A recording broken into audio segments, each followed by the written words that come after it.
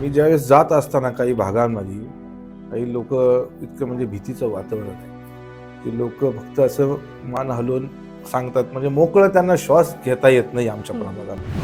प्रभाग क्रमांक 13 मध्ये पहिल्यापासून जी दहशत, दडपशाही, ताबेमारी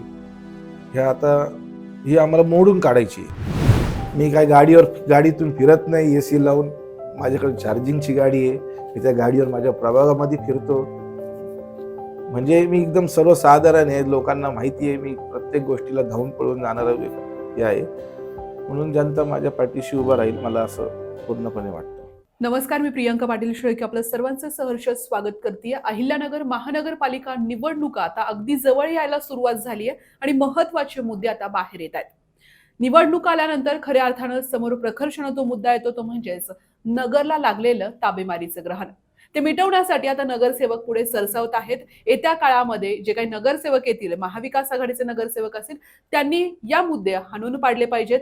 या शहराला ताबेमारी मुक्त केलं पाहिजे आणि याच विषयाला धरून मी आहे प्रभाग क्रमांक 13 मध्ये. प्रभाग क्रमांक 13 मध्ये या ठिकाणी तरुण नेतृत्व म्हणून रोहन शेलार उभे आहेत आणि त्यांच्यासोबत प्रभागाची काय स्थिती आहे, प्रभागात कसं वातावरण आहे आणि विरोधकांवरचं त्यांचं मत काय आहे ते जाणून घ्यायचंय. चला तर मग रोहनजी, प्रभाग क्रमांक 13 ची काय परिस्थिती आहे, कसा प्रचार सुरू आहे आणि कुठले मुद्दे? प्रचार माझा सुरू आहे.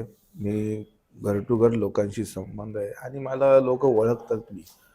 परंतु मी ज्यावेळेस जात असताना काही भागांमध्ये काही लोक इतकं म्हणजे भीतीचं वातावरण आहे की लोक फक्त असं मान हलवून सांगतात, म्हणजे मोकळं त्यांना श्वास घेता येत नाही आमच्या प्रभागामध्ये.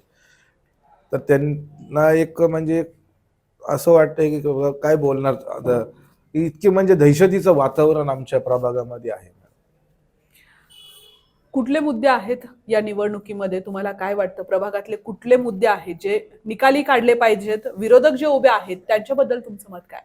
नाही, ही निवडणूक लढवण्याचा माझा एकच उद्दिष्ट असं आहे की जे प्रभाग क्रमांक 13 मध्ये पहिल्यापासून जी दहशत, दडपशाही, ताबेमारी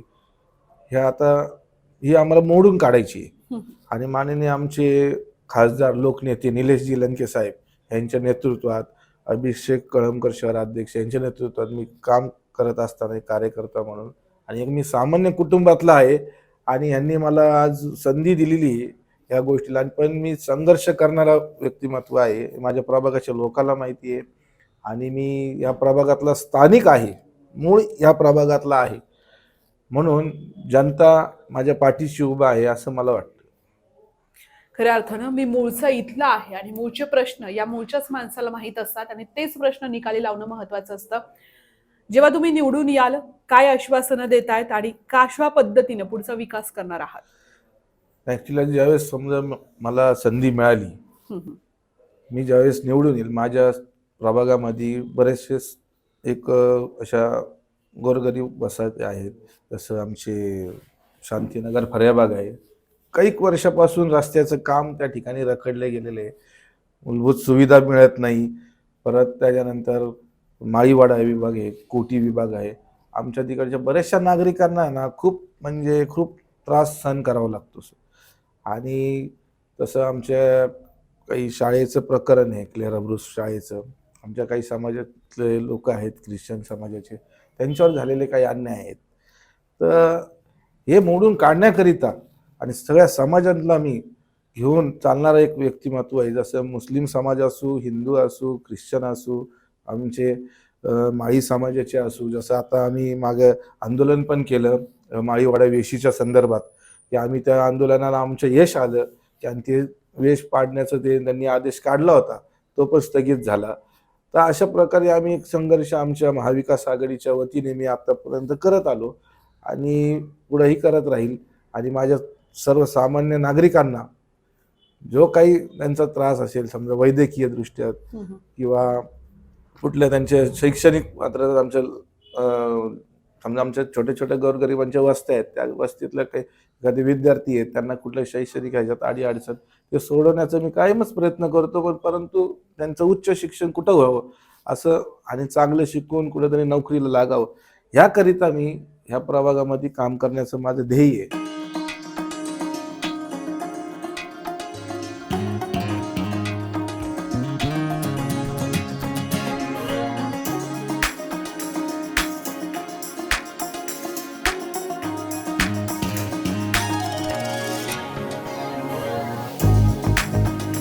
उपस्थित केला होता की ताबेमारीचा विषय आहे. तुमच्या प्रभागात ताबेमारीची काय परिस्थिती आहे का? नाही, आता कसं आहे, मी मागच्या एक दुसरं पत्रकार परिषदेत बोललोच होतो. परंतु त्यावेळेस मला मी सांगितलं होतं की आमच्या प्रभागात आता असे उमेदवार आलेत की काहींनी बँकेचे घोटाळे करून आलेले आहेत. आता त्यांच्याकडे खूप काही धनशक्ती आहे. मी एक सर्वसाधारण आहे, तर लोक जनतेला माहिती आहे. आणि काही ते आता तो प्लॉटला कंपाऊंड मारून घेतलेलेच आहेत घाबरून. जे मोकळे होते एवढ्या वर्ष इतके घाबरलेत की त्यांनी आता कंपाऊंड मारण्याचा त्यांचा खर्च झालेला आहे. आणि इतके घाबरून त्यांनी कंपाऊंड मारले की बाबा आता हे जर आले तर आता आमचं राहतेत का नाही प्लॉट. इतकी भीती आहे आमच्या प्रभागामध्ये. आणि खूप दडपशाहीचं हे आहे. म्हणजे लोकशाहीच्या मार्गाने ही निवडणूक होती का नाही ही पण बघणं हे महत्वाचं आहे. कारण तुम्ही की म्हणताय की ताबेमारीवालेच आता उभे आहेत. जनता कौल देईल असं वाटतंय?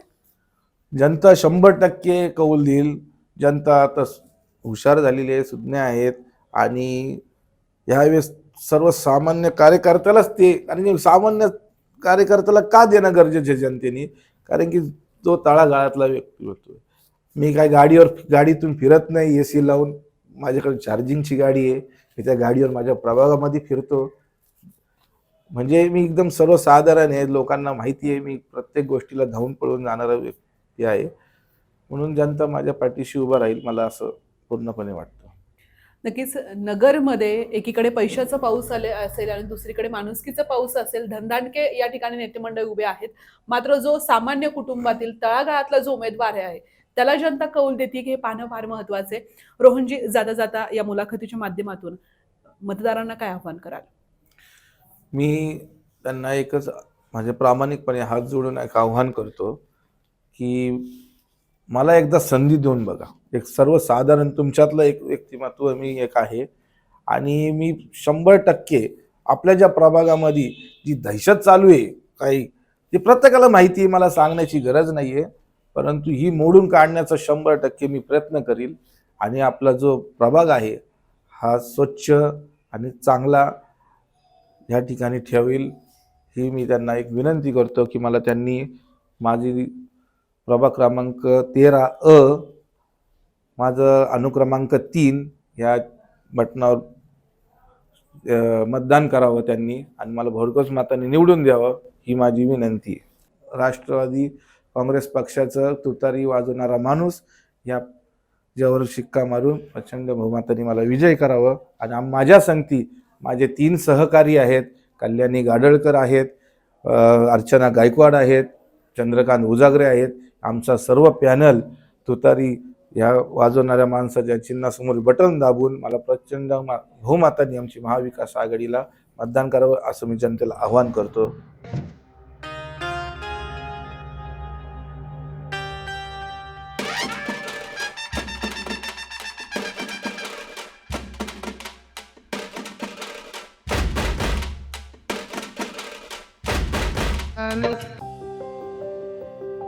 जनतेच्या हृदयातला हक्काचा माणूस म्हणून प्रभाग क्रमांक 13 मध्ये रोहन शेलार यांची एक वेगळी ओळख आहे. सर्वसामान्य कुटुंबातला जो आपल्यासाठी लगेच अवेलेबल होणारा असा एक व्यक्ती म्हणून त्यांना ओळखलं जात आहे. त्यामुळे जनता त्यांच्या पदरी आता कौल टाकतीये का आणि महाविकास आघाडीचा हा पॅनल जनता निवडून देतीये का हे थोड्याच दिवसामध्ये स्पष्ट होईल. तुर्तास मी इथेच थांबते. धन्यवाद.